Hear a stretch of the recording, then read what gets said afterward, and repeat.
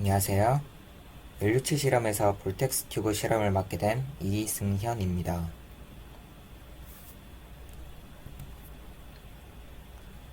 예비보고서 이론 부분에 볼텍스에 대한 항목이 있었는데, 볼텍스 튜브의 원리를 이해하기 위해서는 볼텍스 소용돌이 또는 와류라고 하는 강하게 회전하면서 흐르는 유체의 형태를 이해하셔야 합니다. 따라서 볼텍스에 대해서 잠시 설명드리고 시작하겠습니다. 유체의 회전 운동에 의하여 주류와 반대 방향으로 소용돌이 치는 흐름을 말하는데요. 강하게 회전하면서 흐르는 유체의 형태를 소용돌이 혹은 와류라고 부릅니다. 흔히 수로라고 하죠. 길다란 관이나 튜브, 이제 그것의 불규칙성 또는 장애물 등으로 인하여 발생합니다. 회전 운동이 격렬하게 진행하면 난류로 이행하는데요. 유체역학에서 배웠던 것처럼 흔히 유체의 유동 중에 무질서하고 비정상적인 변화를 뜻하며, 난류 유동은 압력 및 속도가 시간과 공간에 따라 급작스럽게 변화하며 유체가 평행층으로 흐를 때 발생하는 층류와 대조적이라 할 수 있습니다. 소용돌이는 점성 때문에 유체 각 부분에 운동차가 생겨서 형성되는 것으로, 유체 속에서 물체를 움직이거나 반대로 물체를 유체 속에 집어넣었을 때, 또는 유체가 세차게 흘러나가거나 흘러 들어가는 경우에 관측할 수 있습니다. 소용돌이는 유체 회전이 한 군데 집중되어 있어 뚜렷이 보이는 경우도 있지만, 넓은 범위에 퍼져 있어서 딱히 눈에 보이지 않는 경우도 있습니다. 또 여러 형태여서 회전축이 직립하고 있는 것 외에 회전축이 담배 연기골이나 발동기산이 뿜는 연기처럼 닫힌 고리 모양이고, 그 둘레를 유체가 돌고 있는 링 소용돌이 또는 소용돌이 고리 같은 것도 있습니다.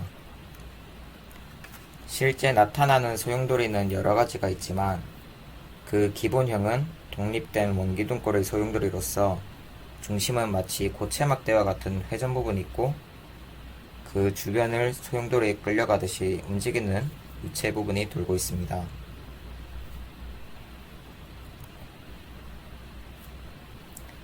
다음은 볼텍스 튜브 구조에 대해서 알아볼 건데요. 구조에 대해서 알아보기 전에 잠시 어떤 종류의 볼텍스 튜브가 있나 한번 보고 가겠습니다. 볼텍스 튜브는 사용 용도에 따라 여러 가지 종류가 있는데요.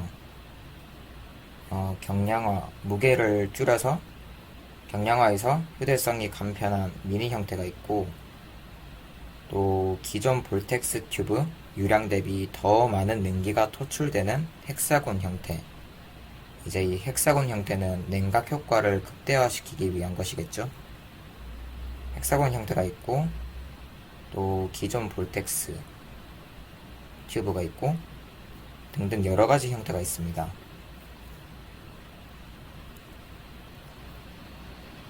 냉기 쪽의 온도와 풍량은 온구 쪽에 있는 조절 나사 또는 조리개, 또는 여기서는 밸브라고 나와 있죠. 잠시만요.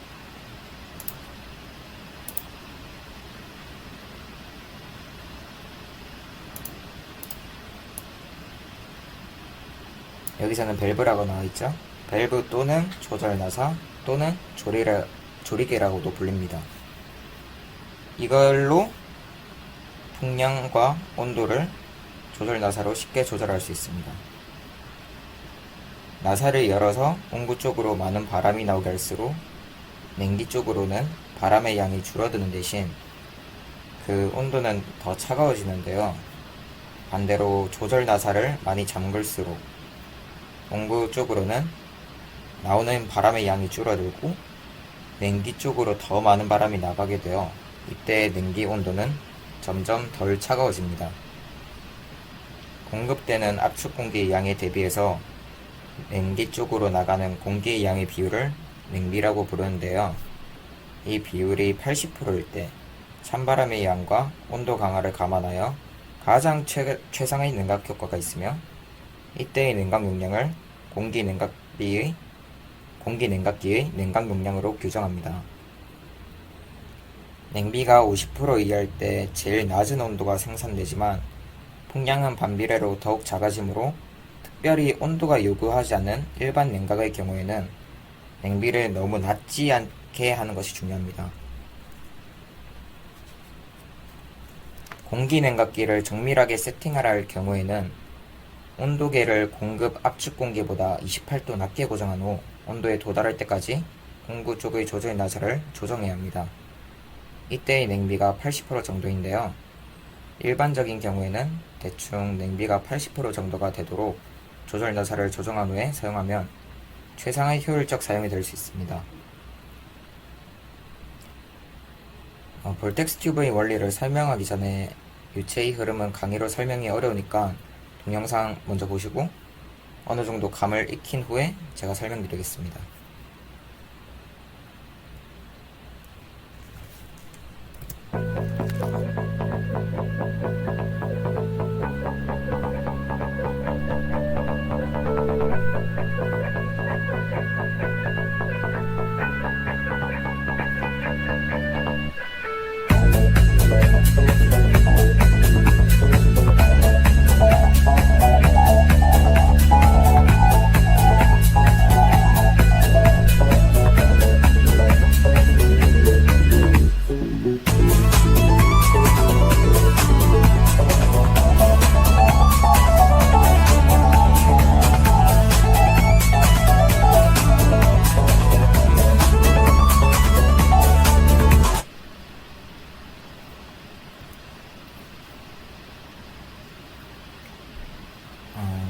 볼텍스 튜브와 이제 압축기는 긴 관으로 연결되어 있거든요. 그림을 그려보자면 이렇게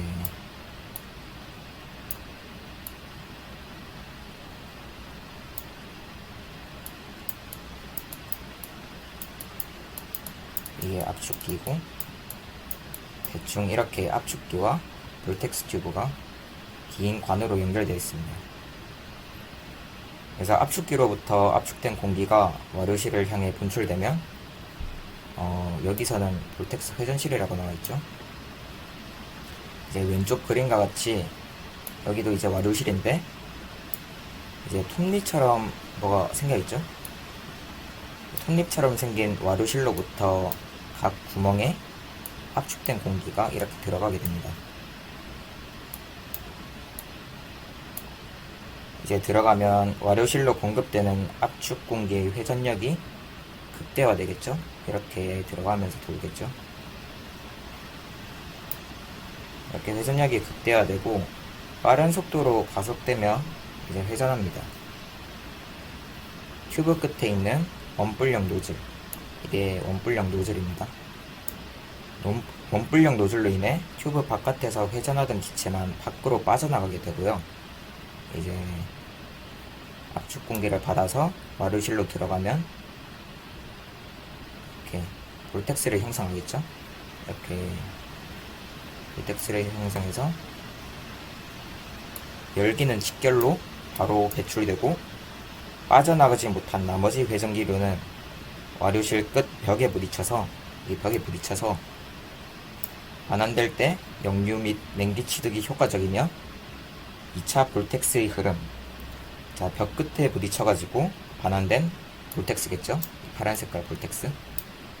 2차 볼텍스 흐름은 1차 볼텍스의 흐름의 안쪽에 있는 보다 낮은 압력의 지역을 통과하면서 열량을 잃고 냉기 출구 쪽으로 향하게 됩니다. 여기가 냉기 출구입니다. 회전하는 두 개의 공기 흐름, 동일 방향, 동일 각속도 회전에 있어서 내부 흐름의 공기 입자는 바깥 흐름의 공기 입자와 동일 각속도이나 운동 속도는 바깥 흐름보다 낮습니다. 이 운동 속도의 차이는 운동 에너지가 줄었음을 의미하는데요.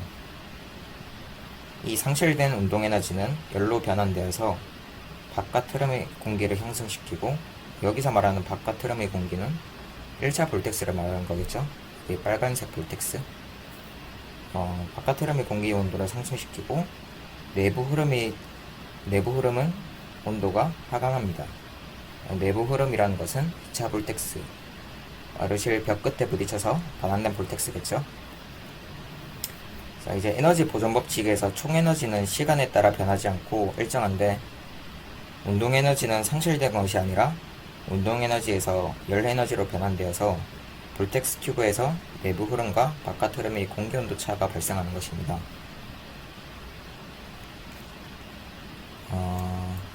더 유체역학적으로 제가 설명드리겠습니다. 입구에서 압축되어 들어온 공기가 이제 볼텍스 발생기의 접선 방향 노즐부를 거치면서 강력한 와이로를 생성하는데요. 고온 출구 쪽으로 진행하겠죠. 아까도 말했듯이 이제 와르실로 들어가서 강한 속도와 이제 빠른 속도로 회전하면서 1차 볼텍스는 고온 출구 쪽으로 진행합니다. 튜브 내의 나선 회전 유동은 크게 강제 볼텍스와 자유 볼텍스 두 부분으로 구분할 수 있습니다. 튜브의 중심부는 강제 회전에 가까운 강제 볼텍스를 형성하고, 튜브의 벽면에서 강제 볼텍스에 의한 자유 볼텍스가 형성됩니다. 이때 자유 볼텍스는 축 방향의 유동과 벽면과의 마찰로 인해서 자유 볼텍스 내부에 2차적인 볼텍스를 수반하는 것으로 알려져 있는데요. 따라서 자유 볼텍스의 속도는 급격히 증가하게 됩니다. 볼텍스 튜브의 축 방향으로 일정 거리를 지나면서 볼텍스의 강도가 저하되고 저온 출구 쪽으로 역류되는 유동이 튜브의 중앙부에서부터 발생하게 됩니다. 이때 튜브의 중심선상에 유동이 일시적으로 정지하는 정체점, 스태그네이션 포인트라고도 하죠. 이게 발생하게 됩니다. 이러한 정체점을 꼭지점으로, 여기 꼭지점으로 해서 종모양의 역류 유동이 저온 출구 쪽으로 발생하게 되며, 이 종모양의 표면의 에너지 전달과 운동량 전달의 교환이 이루어지는 경계면으로 작용하게 됩니다. 경계면에서 운동량 전달이 에너지 전달보다 크기 때문에 벽면 부근의 유체 온도는 상승하게 되고, 튜브 중심부의 온도, 2차 볼텍스겠죠? 이제 튜브 중심부 온도는 더욱 강하게 되어서 에너지 분리가 발생하게 됩니다. 즉, 볼텍스 튜브의 내부의 속도 차이로 인해서 관의 중심에서 벽면 방향으로 운동량의 전달이 이루어지게 되고, 이에 따른 에너지 균형을 위해서 열이 중심부로 이동하지만 운동량의 전달이 열 전달량보다 크기 때문에 벽면 부근의 기체 온도는 상승하게 되고 튜브 중심부의 기체는 냉각됩니다.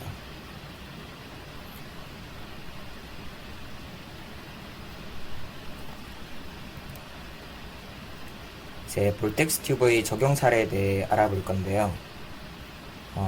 볼텍스 튜브는 이제 압축 공기를 고속으로 회전시켜서 와류 현상에 의해 냉기와 열기를 분리하고, 분리 과정에서 냉기만 따로 획득하여 백매로 사용할 수 있도록 하였습니다. 일반적으로 볼텍스 튜브는 기계적 구동부가 전혀 없이 산업 현장에서 사용되는 컴프레서의 압축 공기만으로 냉기를 획득할 수 있어 비용이 저렴하고 신뢰성 높고 유지보수의 필요성이 전혀 없는 냉각 장치로, 뜨거운 부분의 온도는 약 200도까지 올라가고 차가운 부분의 온도는 약 50도 정도까지, 마이너스 50도까지 떨어뜨릴 수 있습니다. 따라서 볼텍스 튜브는 보통 공장에서 산업용으로 많이 사용되는데요. 일반적으로 금속 태핑이나 플라스틱 슬리팅, 또는 자동 영접, 금속 가공, 바늘 지점에서 슬래딩, 이거를 먼저 보시겠습니다. 금속 태핑부터 먼저 보실 건데요. 일단 태핑이란 무엇이냐면, 태핑은 구멍에 나사 탭으로 나사를 만드는 작업을 말하는데요.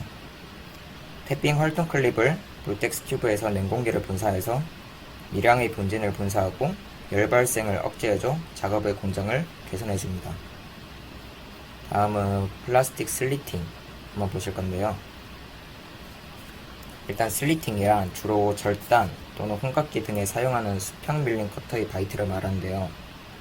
슬리터의 칼날이 최고 속도로 작업 시에 마찰열에 의한 제품 손상 및 기계 이상을 볼텍스 튜브를 사용하여 마찰열 감소와 칼날 수명 연장과 기계 설비 안정화에 효과적입니다. 다음은 자동 용접입니다.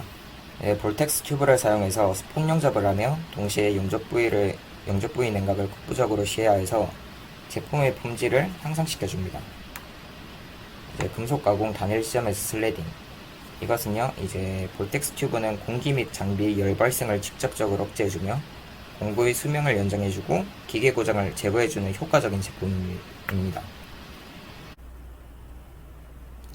그 외에도 연료전지 차량과 같은 차량용 공조 시스템을 위하여 볼텍스 튜브를 적용하기도 하고, 또 볼텍스 튜브는 구성이 비교적 간단하여 고장이 적고 전기와 같은 별도의 동력이 필요 없으며 냉매로서 프레온 등과 화학물질도 불필요하고 압축 공기만 공급하여 주면 가열과 냉각을 동시에 행할 수 있는 장점으로 인해 산업 현장이나 실험실 등에서 국부적인 냉각을 위해 많이 사용되고 있습니다. 마지막으로 공지사항 알려드리고 마치겠습니다. 1번 예비보고서 작성. 볼텍스 튜브 실험에서는 예비보고서를 작성하셔야 합니다. 각 실험마다 작성 파일이 다르겠지만 이 실험은 파일 상관없이 워드나 한글 파일 등등 아무 파일을 작성해 오시면 됩니다. 하지만 PPT나 메모장 같은 파일을 작성해 오시면 안 되겠죠? 2번 결과보고서 작성. 결과보고서에는 실험에서 나중에 3바의 압축 공기를 내보내고 조리개를 최대 최소로 개방하였을 때 각각 10초 간격으로 가열부와 냉각부의 온도를 0초부터 60초까지 총 7번 측정하게 되는데요. 시간과 냉각부, 가열부에 대한 표와 그래프를 만들어 오시고 비고 및 고찰은 조리개 개방 여부에 따라 냉각부와 가열부의 온도차, 유체의 이동, 운동에너지, 오차 원인, 느낀 점, 알게 된 점 등등과 그에 대한 이유를 작성해 오시면 되고 절대 일기 형식으로 작성해 오시면 안 됩니다. 그 외에 궁금하거나 문의사항 있으면 이 메일로 연락 주시면 되겠습니다.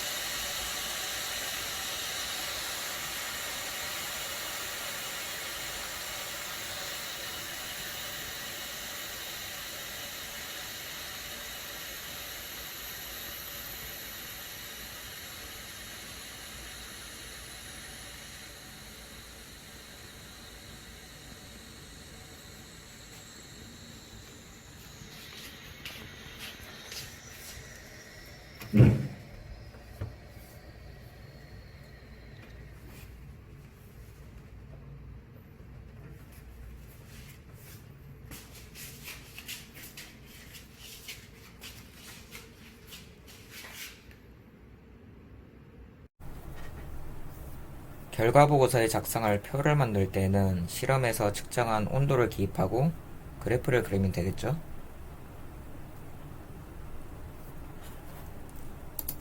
한번 해보겠습니다.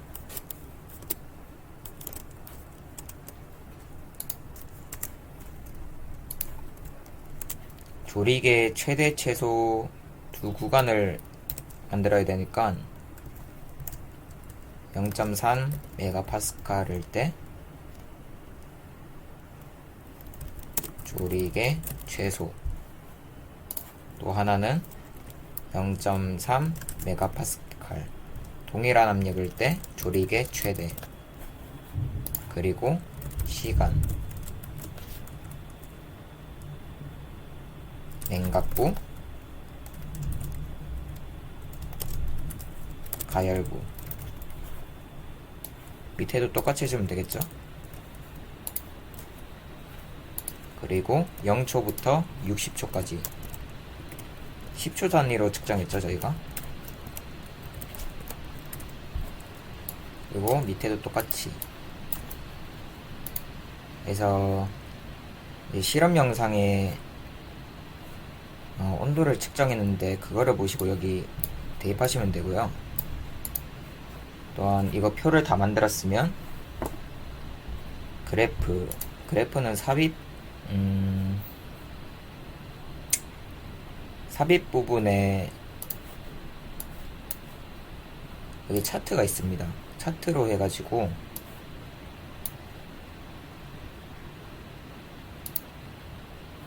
꺾은 선형 이걸로 하시면 될 것 같아요. 지금 값을 대입 안 해가지고 만들 순 없지만 값 대입 다 하고 삽입해서 차트 눌러서 꺾은 선형으로 그래프를 만들면 그려지겠죠? 다시 한번 실험에 요약해보자면, 이제 같은 압력일 때 양쪽 가열부와 냉각부의 온도차는 조리개를 최대로 열었을 때, 조리개를 최소로 열었을 때보다 크겠죠?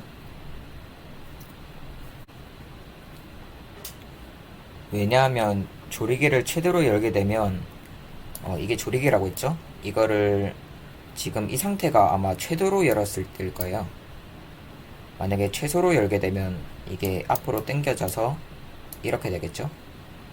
이런 식으로.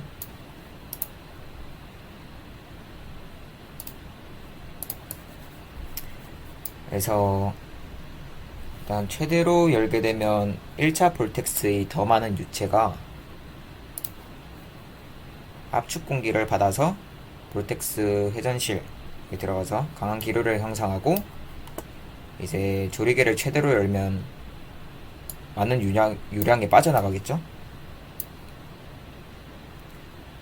그래서 결과적으로 벽 끝에 부딪혀 반환되는 2차 볼텍스의 유량은 적어지게 됩니다. 따라서 운동에너지의 차이는 더 커지게 되고, 그만큼 운동에너지가 열로 변환되어 온도 차이가 커지는 것입니다. 이제 반대로 조리개 최대일 때,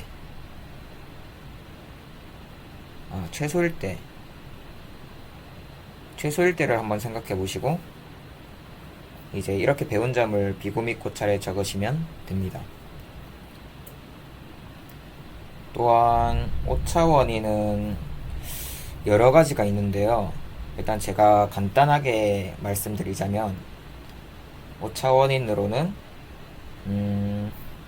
일단 첫 번째로 주변 환경에 의해 양쪽 부분의 초기값이 달라서 정확한 0점을 찾기가 어려운 점이 있었습니다.